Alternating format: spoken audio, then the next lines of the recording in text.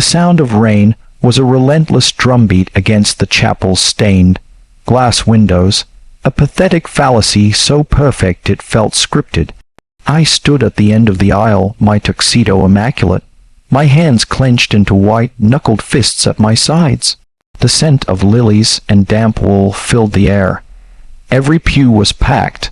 A sea of smiling, expectant faces turned not towards me, but towards the great oak doors at the back. 5 minutes late became 10, 10 became 20. A low, anxious murmur began to ripple through the congregation, a sound that curdled the blood in my veins. My best man, Mark, placed a steadying hand on my shoulder. "Traffic must be a nightmare, Alex. You know how she is about being on time," he whispered, a weak joke that died in the thick, heavy air. Then my phone buzzed in my breast pocket, a single text from Chloe, my fiancée. My heart, which had been a trapped bird beating against my ribs, stilled.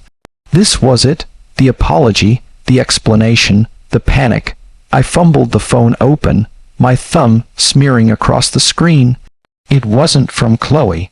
It was from Lisa, her maid of honor, a forwarded message. The preview text showed a fragment that made the floor tilt beneath my feet. "Last night was a mistake, but it felt so right. I can't go through with it today. I'm so sorry, but my heart belonged to..." I opened it fully. It was a message from Chloe to her ex, Jake, sent not 10 minutes ago. The words didn't just blur. They erupted like shrapnel, embedding themselves in my mind. "Jake, last night was a mistake, but it felt so right. I can't go through with it today. I'm so sorry, but my heart belongs to you. I'm choosing us. Meet me at the old place. I'm leaving now." The phone slipped from my numb fingers, clattering on the stone floor.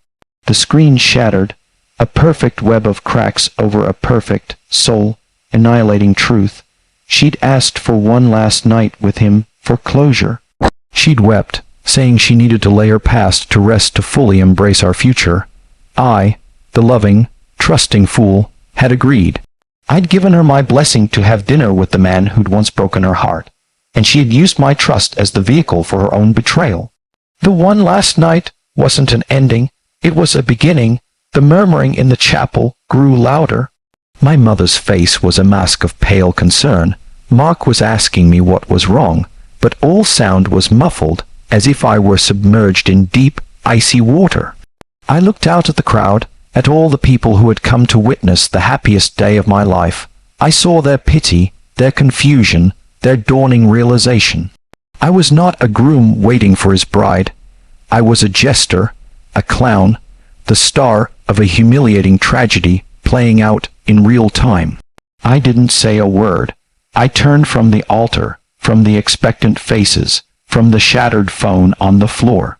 I walked down the side aisle, my steps echoing in the sudden, dead silence of the chapel. I pushed open the heavy door and stepped out into the cold, cleansing rain. I vanished from that life, from that town, from that man I used to be, without a single word. I left the wreckage of the wedding behind me.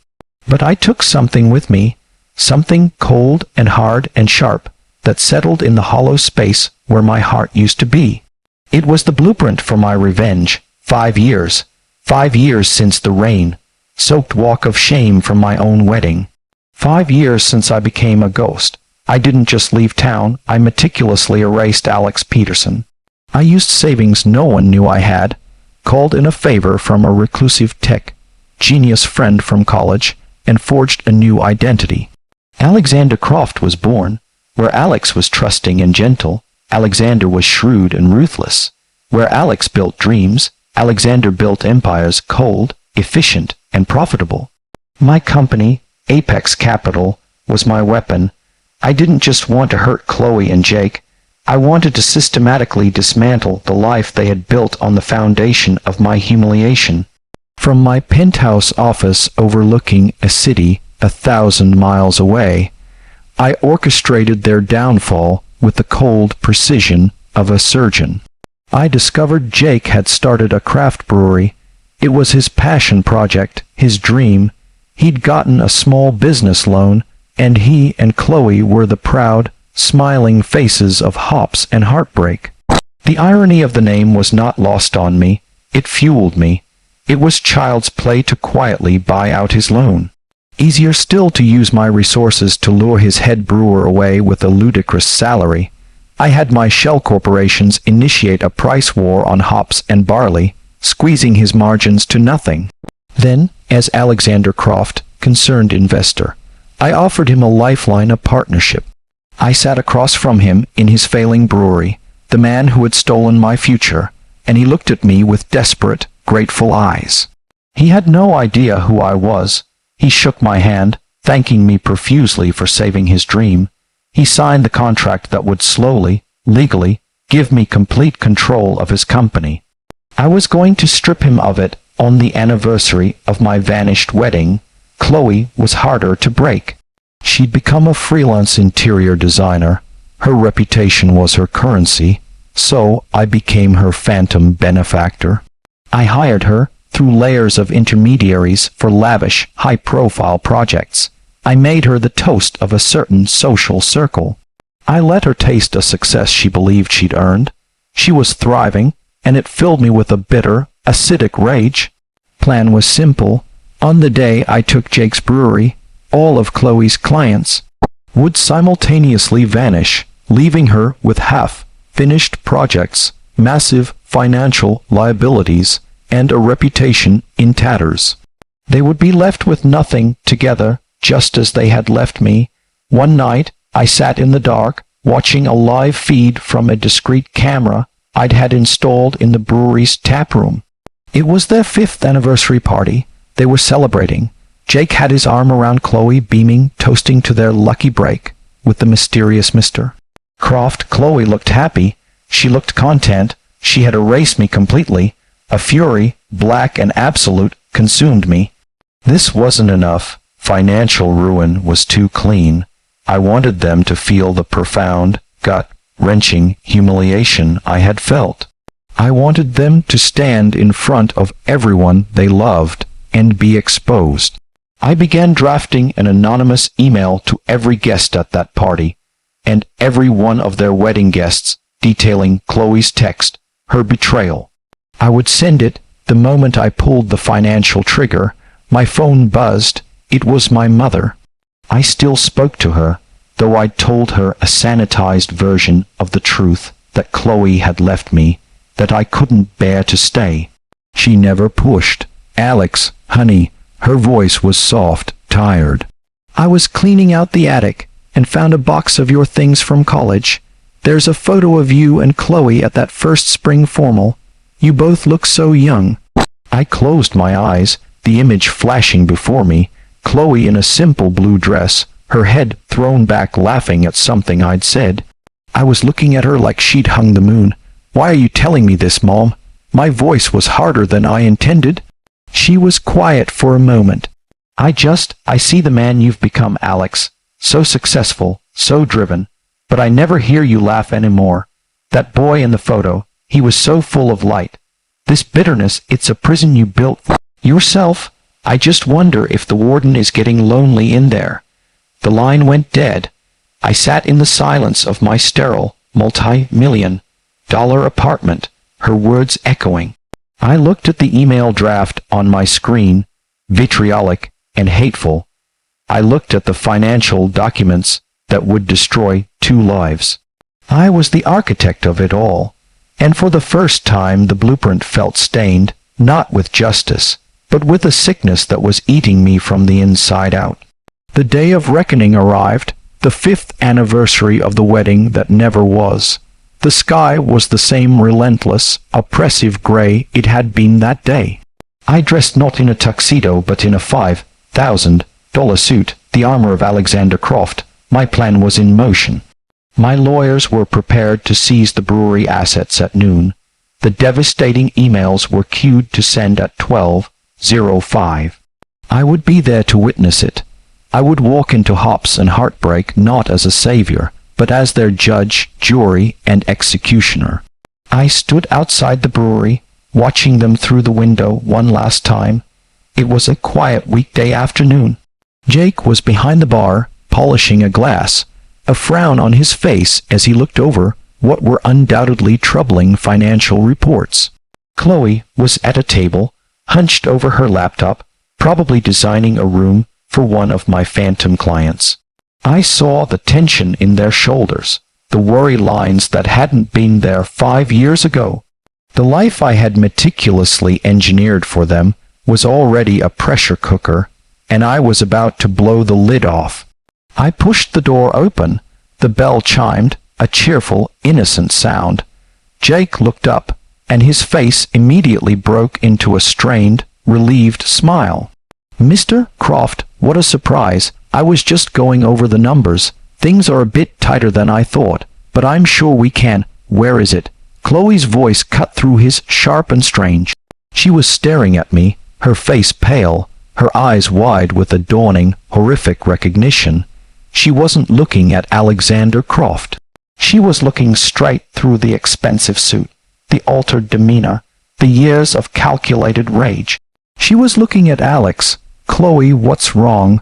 Jake asked, confused. She stood up, her chair scraping loudly against the concrete floor. She took a hesitant step toward me. "The ring," she whispered, her voice trembling. "Your great-grandmother's emerald. You said it was your something old. You had it resized. The jeweler nicked the inside of the band. A tiny little groove. I'd know it anywhere." My hand instinctively went to my pinky finger, where I wore the ring now, a twisted trophy, a reminder. "You," she breathed, the word full of devastation. "It's been you all along. The game was up. The mask was off." The cold fury I had nurtured for half a decade surged to the surface. "Surprise," I said, my voice flat and dead. "Did you really think you could just destroy a man and walk off into the sunset without a consequence?" Jake looked between us, utterly lost. "What is he talking about, Chloe? Destroy who? Tell him." I snarled, advancing on her. "Tell your husband why you really didn't show up to our wedding. Tell him what you did the night before with him. Tell him about the text you sent while I stood at the altar waiting for you." Chloe's hands flew to her mouth, a sob escaping her. The color drained completely from Jake's face. "Chloe, is this true?" The hurt in his voice was a pale echo of my own, but it was there. "It was a mistake," she cried, tears streaming down her face. "A terrible, horrible mistake. I was scared, Jake. I was scared of forever, and I was weak. But leaving Alex, it was the worst thing I've ever done. Not a day has gone by that I haven't regretted it." "Not one day. You regret it." I laughed, a harsh, brittle sound. "You built a life. You have a business, a home, a marriage. A life built on a lie." She screamed back, her composure shattering. "I married Jake out of guilt and shame. I spent every day of the last 5 years trying to atone, trying to be the woman he thought I was, the woman you thought I was. This business, it's failing. Our marriage, it's a hollow shell. We're drowning in debt and silence. You didn't ruin a happy life, Alex. You poured gasoline on a funeral pyre that I lit." Her words hit me like a physical blow. This wasn't the victory I had imagined. This was pathetic. It was empty. I saw it now. The deadness in Jake's eyes. The desperate misery in Chloe's. They were already in hell. My revenge wasn't a masterstroke. It was just more fuel on a fire that had already consumed them. The anger that had sustained me for so long suddenly evaporated, leaving behind a vast, hollow exhaustion. I had spent 5 years crafting a monument to my pain, only to find it was built over a grave that was already dug. I looked at Chloe, truly looked at her, not as the monster of my story, but as a flawed, terrified woman who had made a cataclysmic mistake and had been punishing herself for it every day since. The need for her to suffer it just vanished. I reached into my jacket and pulled out the contract. I walked to the bar and laid it in front of Jake. "The debt is cleared," I said, my voice quiet. "The brewery is yours, free and clear. My interference ends now." I turned to leave. "Alex, wait," Chloe pleaded. "I'm so sorry. I stopped at the door but didn't turn back. "I know," I said.